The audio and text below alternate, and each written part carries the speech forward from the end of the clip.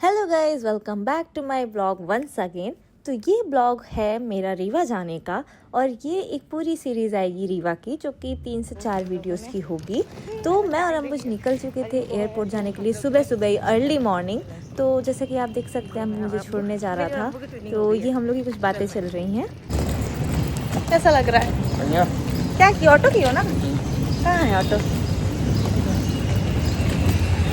हम लोग ट्विनिंग कर रहे हैं।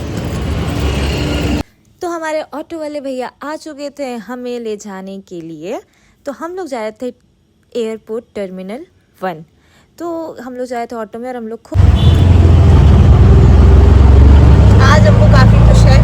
इतनी खुशी मुझे आज तक, क्योंकि फाइनली इतने दिनों बाद उसे आज़ादी मिलने वाली है। लेके रहोगे एक हफ्ते की आज़ादी। एक हफ्ता? ये एक हफ्ते तुमसे कोई नहीं छीन सकता। मैंने चलो 2 दिन में आ रही हूँ, मैं वापस, ज़्यादा आज़ादी हो रही है तेरी। तो हमारे घर से एयरपोर्ट ऑलमोस्ट 13 से 14 किलोमीटर है।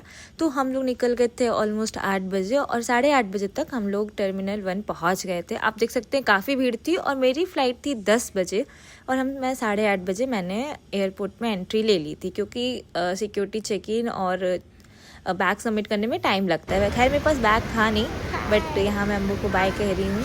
मैं वही तो जल्दी आ जाऊँगी, तो परेशान मत होना जाता। तो मैंने अपने बोर्डिंग पास और आधार कार्ड दिखा के मैंने एयरपोर्ट में एंट्री ले ली थी। और अब मेरी बारी थी, क्योंकि मेरी फ़्लाइट इंडिगो की थी, तो मुझे जाके वहाँ पे मेरे को अपनी सीट चेंज करानी थी, जो मुझे ऑटोमेटिक अप्रूव हुई थी, जो कि मुझे पसंद नहीं आ रही थी। तो मैं गई थी, तो वहाँ पे काफ़ी लंबी लाइन लगी हुई थी। आप देख सकते हैं इंडिगो की लाइन कितनी लंबी थी, बहुत लोग थे और मेरे को बहुत वेट करना पड़ा। मैंने अपना बोर्डिंग पास ले लिया है, क्योंकि मेरे को पहले 27 सीट अलॉट हुई थी, जो कि मुझे काफ़ी पीछे लग रही थी। तो फिर मैंने उसको आगे के लिए बोला, तो उनके पास बस 15 ही अवेलेबल थी।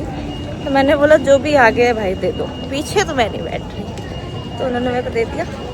फिर मैंने रीवा के लिए भी, क्योंकि मैं डायरेक्ट रीवा, मतलब कनेक्टिंग फ्लाइट है मेरी रीवा के लिए, तो वो मैं देखी। तो डी था, मैंने बोला अगर उसमें भी कुछ हो कि आगे की, मतलब सॉरी क्या कहते हैं उसको, विंडो सीट हो तो दे दीजिए, क्योंकि अपने शहर में जा रही हूँ पहली बार फ्लाइट से। देखना है मेरे को कैसा लगता है मेरा शहर ऊपर से, है ना। तो उस चीज़ की एक अलग खुशी कि वाह हम लोग, हमारा शहर इतना बड़ा हो गया, कितना अच्छा हो गया, इतना वेल डेवलप्ड हो गया कि अब फ्लाइट चल रही है और हम लोग जा सकते हैं। जहाँ एक सफ़र 20 घंटे का था, वो घट के 4-5 घंटे हो गया। इससे ज़्यादा खुशी की बात क्या होगी ना। मेरा चेक इन भी हो गया। देख रहा मैं बहुत ही गंदी लग रही हूँ, क्योंकि सुबह हुई रही थी और मैं आ गई थी।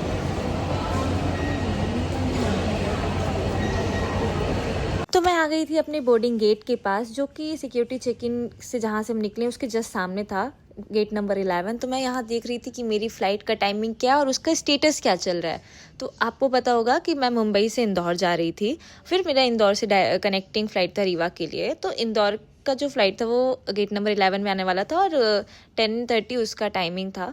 तो पर मेरे को तो भूख लग गई, भूख लगना तो मुझे मैंडेट है। तो मेरे गेट के जस्ट ऊपर ही मैकडी था, तो मैंने मैकडी गई और मैंने वहाँ पे कॉम्बो लिया, जो कि मुझे कॉस्ट पड़ी अराउंड 350। तो जो कि मुझे ठीक लगा, भूख लगी थी, मरता क्या ना करता। जैसे ही मैं नीचे आई तो हमारी बोर्डिंग स्टार्ट हो चुकी थी। तो जैसे कि आप देख सकते, लिखा है अब प्रस्थान कीजिए इंदौर के लिए। तो यहाँ पे मैंने अपना बोर्डिंग पास दिखाया और ये हमारे लिए बस आ चुकी थी, हमको हमारे एरोप्लेन के पास ले जाने के लिए। और ये मैं पी रही हूँ अपना हॉट चॉकलेट, क्योंकि मैंने वही ऑर्डर किया था। और ये हम आ गए थे अपने प्लेन के पास और यहाँ पे हमारी बोर्डिंग पास चेक कर रहे थे और हम लोगों ने एरोप्लेन में एंट्री ले ली। फिर मैं अपनी जगह पे बैठ गई, क्योंकि मेरी मिडिल सीट थी। आपको तो पता ही चल गया होगा कि मैंने चेंज कराई थी। तो एनी हाउ मैं बैठ गई, मैं अपने वहाँ पे उस एरिया में सबसे पहले आई थी। फिर ये मैंने लिया है टेक ऑफ का वीडियो। तो आप देख सकते हैं कि कैसे मेरी तो दिल की धड़कन बढ़ी रहती जब तक टेक ऑफ होकर लैंड नहीं हो जाती। मेरे तो मतलब लगता है हे भगवान, इतना मैं सफ़र कर चुकी हूँ तो भी मुझे इतना डर लगता है एरोप्लेन में कि मैं क्या ही बताऊँ। एनी हाउ ये हम लोग उड़ चुके थे इंदौर के लिए, और इंदौर का सफ़र मुझे लगता है बहुत ही छोटा था। ऑलमोस्ट 1 घंटे में ही हम लोग पहुँच गए थे। 1 घंटे क्या 50 मिनट में ही हम पहुँच गए थे मुंबई से इंदौर। बहुत टाइम नहीं लगा था। इससे ज़्यादा टाइम तो मुझे इंदौर से रीवा पहुँचने में लगा। तो ये जैसे मैंने बोला हम लोग लैंड हो गए थे और हम लोग आ गए थे इंदौर। तो ये इंदौर का एयरपोर्ट है। तो ये रही मैं बहुत ही खुश होती हुई, क्योंकि मेरा आधा सफ़र ऑलमोस्ट डन हो गया था और मुझे आधा सफ़र और करना था। तो जैसे ही हम इंदौर एयरपोर्ट में हमने फिर एंट्री ले ली, पर मैंने एग्ज़िट नहीं लिया क्योंकि मैंने सोचा कि हम अंदर अंदर से ही डायरेक्ट चले जाएंगे इंटर ट्रांसफर। हम लोग बाहर नहीं जा रहे हैं क्योंकि हम लोग को निकलना है रीवा के लिए। हम लोग बोलेंगे बाय बाय इंदौर और हम लोग निकल चलेंगे इधर अंदर की ओर। Inter transfer you can see, अंतर स्थानांतरण। तो ये इधर है, इधर जा रहे हैं। तो मिलती हूँ मैं आपको थोड़ी देर में। तो मेरा इंटर ट्रांसफ़र हो चुका था और मैं आ गई थी वापस से इंदौर एयरपोर्ट में। और अब मैं जा रही थी अपने गेट नंबर पे, जो कि मेरा गेट नंबर था आई थिंक गेट नंबर 10, जो यहाँ से हमें रीवा की फ़्लाइट लेनी थी। तो ये मैं निकल गई थी अपने गेट की तरफ और मुझे बहुत खुशी हो रही थी। मुझे मतलब बहुत अच्छा लग रहा था, पता नहीं क्यों। मैं पहली बार फ़्लाइट में मैं ट्रैवल नहीं कर रही थी, मैंने बहुत फ़्लाइट में ट्रैवल किया, बट ऐसा लग रहा था कि वाह मैं अपनी जगह जा रही हूँ जहाँ पे फ़्लाइट है। इतना मुझे खुशी हो रही थी, मतलब बहुत ज़्यादा। और मुझे बहुत ज़्यादा भूख लगी थी। मैंने भले ले लिया था वो कॉम्बो, बट मैंने खाया तक नहीं था। और बस मैंने वही हॉट चॉकलेट पिया था और मेरा बर्गर और मेरी फ्राइज़ रखी थी मेरे बैग में, जो ठंडी हो रही थी और मेरे को बहुत भूख लगी थी, तो मैंने वही निकाल के खा लिया। और ये देखा जब मैंने रीवा, तो लगा वाह अब भी कनेक्टिंग फ़्लाइट चल रही है। मैं आशा करती हूँ कि बहुत जल्दी डायरेक्ट फ़्लाइट भी चलने लगेगी, मुंबई टू रीवा, बैंगलोर टू रीवा, जहाँ से भी एक कनेक्टिंग होकर चल रही हैं। तो वो हमारे लिए काफ़ी ईजी हो जाएगा और अच्छा हो जाएगा। तो ये मैं इतनी खुश कि मैं जा रही हूँ। तो हमारी बोर्डिंग स्टार्ट हो गई थी और फिर से हमारी बस आ चुकी थी हमें लेने, और ये मैं बस में बैठ चुकी थी और हम लोग जा रहे थे अपने एयरक्राफ्ट की तरफ।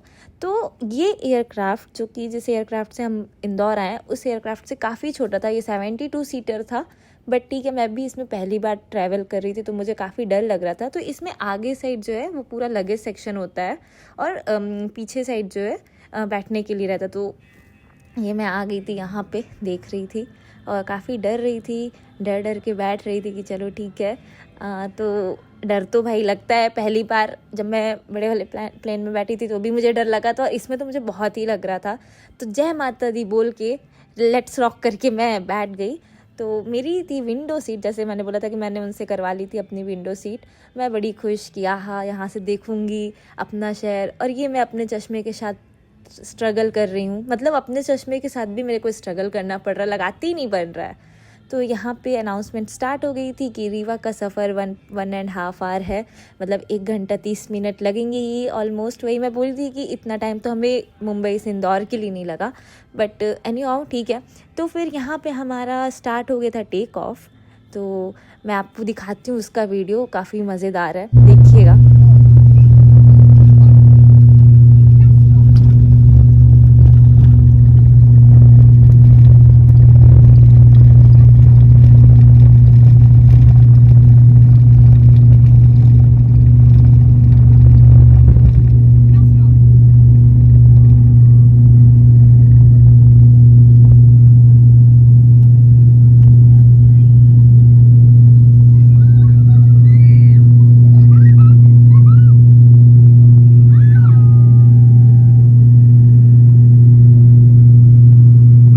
उस दिन टू बी ऑनेस्ट बहुत टर्बुलेंस था। वो छोटा सा प्लेन था, वो हिलता था तो ऐसा लगता था कि बस अब गिर जाएंगे क्या।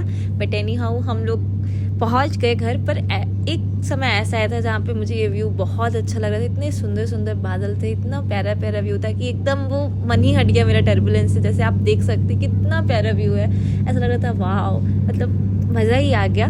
But to be honest landing बहुत ही स्मूथ कराई थी पायलट ने। और ये हम पहुंच चुके थे रीवा, और ये रहा हमारी लैंडिंग हो रही थी। और लैंडिंग हमारी बहुत स्मूथली हुई, बहुत ही अच्छा लगा, डर नहीं लगा। हम पहुंच गए थे अपने शहर रीवा में और बहुत खुशी हो रही थी मेरे को, क्योंकि हम लोग लैंड हो गए थे एकदम सही सलामत, जो कि काफ़ी अच्छी बात थी मेरे लिए, क्योंकि मैं बहुत ज़्यादा डर गई थी टू बी ऑनेस्ट इस फ्लाइट में। बट कोई बात नहीं, हम लोग पहुंच गए थे। अब हमने प्लेन से एग्जिट कर लिया था और हम लोग जा रहे थे अपने शहर की तरफ। ये रहे pilot. So finally back to Riva once again. इस प्यारे सी इस शहर में वापसी। खुशी की बात है रीवा में भी एयरपोर्ट है, बहुत अच्छा लगा। डर भी लगा, छोटी फ्लाइट थी बट काफ़ी टर्बुलेंस थे। तो ये रहा हमारे रीवा एयरपोर्ट का व्यू, जो कि काफ़ी बढ़िया लग रहा था। और जैसे हम लोग लैंड हुए उसके बाद रीवा में इतनी जो आंधी तूफान आया था कि मैं क्या ही बताऊं। बहुत ज़्यादा मेरे घर वाले सब डर गए थे और सब हुए थे अच्छा हुआ कि तुम्हारी फ़्लाइट पहले ही लैंड हो गई, उसके बाद आंधी तूफान आया। तो मुझे लेने आई थी मेरी मम्मी और सोनू भैया। तो ये मैं मम्मी से बोली थी कि तुम बढ़िया चश्मा लगा के आई हो, बढ़िया हीरोइन बन के आई हो, इधर मैं कबाड़ियों जैसे बन के आ गई हूँ। क्योंकि मुझे लेने आए थे ये दोनों महान हस्तियाँ रीवा एयरपोर्ट पे और खूब बढ़िया बन के आई हैं एकदम सज धज के। और मैं एकदम पकड़िए इसको, पकड़ बस पकड़। तो मेरे चल रहा है वीडियो हाँ। मुझे लेने आई है मेरी मम्मी, लग तो नहीं रही है बट ठीक है, हो गया, एडजस्ट कर लीजिए गाइस, मान लीजिए, हम मैथ वाले हम मान लेते हैं। तो हम लोग बढ़िया बैठ गए अपनी गाड़ी में और हमारी गाड़ी चल दी हमारे घर की तरफ। तो मम्मी ये मेरे लिए बुके लेके आई थी, बहुत खुश हुई थी, बता रही थी इसकी कहानियाँ। और ये मैं अपने घर के पास आ गई थी और ये रहा मेरे घर का एंट्रेंस, जो देख पढ़ के मुझे बहुत अच्छा लगता, मुझे लगता वाह। और ये रहा मेरा घर का द्वार। तो जैसे ही मैंने इसको खोला तो मुझे देखी मेरी प्यारी सी मेरी दोनों स्कूटियाँ, एक्चुअली एक मेरी एक मेरे पापा की, बट हम लोग ने एक्सचेंज कर ली। ये रहा मेरा प्यारा सा हॉल और ये रहा आंगन। तो मैं मम्मी से बोली थी ये तो कोई अभी तक लगा हुआ है तनिष्का संग अनुराग वाला। तो मैं बड़ी खुश हो रही थी अपने घर को देख के, अपना घर ही होता देख के एकदम दिल खुश हो जाता है। इतना अच्छा, ऊपर से इतना अच्छा मौसम था, लग ही नहीं रहा था मई है, लगा तो जुलाई में आई हूँ मैं।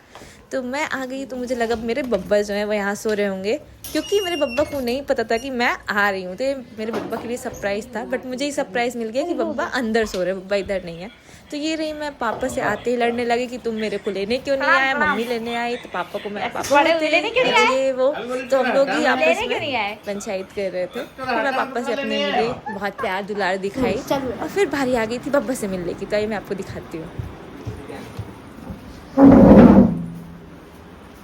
क्या है? ठीक है, आप सो रहे थे हम जब आए। कैसे है? कितनी देर आ गया? बताए तो आप सो रहे थे जब हम आए 4 बजे। 4 बजे हम बोले उठ जाए तो फिर बनाते हैं। तो मैं बब्बा से मिली, थोड़ी बहुत बातें की, तो बब्बा ने बोला चलो चाय बना के ले आओ। तो मैं और मम्मी आ गए मेरी मम्मी के किचन में। एक समय मेरा यहाँ राज हुआ करता था, इस बार मैं घर में मैंने कुछ भी नहीं बनाया, मैं तो बहुत आराम किया भाई मैंने घर में आके। तो ये मैं आ गई थी, फिर मेरी फ्रेंड आ गई तो बोली चलो हम लोग थोड़ा घूम के आते। तो 8 बजे मैं रीवा भ्रमण में निकली। मेरे को थोड़ा सा कुछ काम था जो कि मेरे बहुत दिन से पेंडिंग था, वो मुझे करना ही करना था। तो सबसे पहले मैं वो काम करने पहुंची, जो कि मैंने मम्मी से बोला, मम्मी बोली हाँ वो सबसे पहले करो। तो सबसे पहले मैं आ गई पार्लर। तो जो मुझे काम करवाना था वो मैंने तुरंत करवाया, जो कि 5 से 10 मिनट में हो गया, जिसके लिए मैंने 2 महीने वेट किया। तो अब आप बताइए आपको क्या लगता है मैंने क्या काम करवाया है। तो इसके बाद फिर हम लोग पैदल ही निकल गए थे अपने घर की तरफ। तो ये एरिया तो आपने देखा ही होगा और आप जानते भी होंगे कि इस एरिया को क्या कहते हैं। तो तभी मुझे साईं मंदिर दिखा, मैंने बोला दर्शन तो ज़रूरी है। तो साईं जी के हमने दर्शन किए, उनको प्रणाम किया, उनसे आशीर्वाद मांगा और फिर इसी की तरह हम लोग निकल चले अपने घर की तरफ। मैं जब घर आई तो मम्मी ने अपना पूरा खजाना खोल के दिखाने लगी। तो मैं आशा करती हूँ आपको मेरा ये ब्लॉग अच्छा लगा होगा, तो इसे लाइक शेयर कमेंट ज़रूर करिएगा। तो मैं आपको मिलती हूँ अगले ब्लॉग में, तब तक बाय बाय।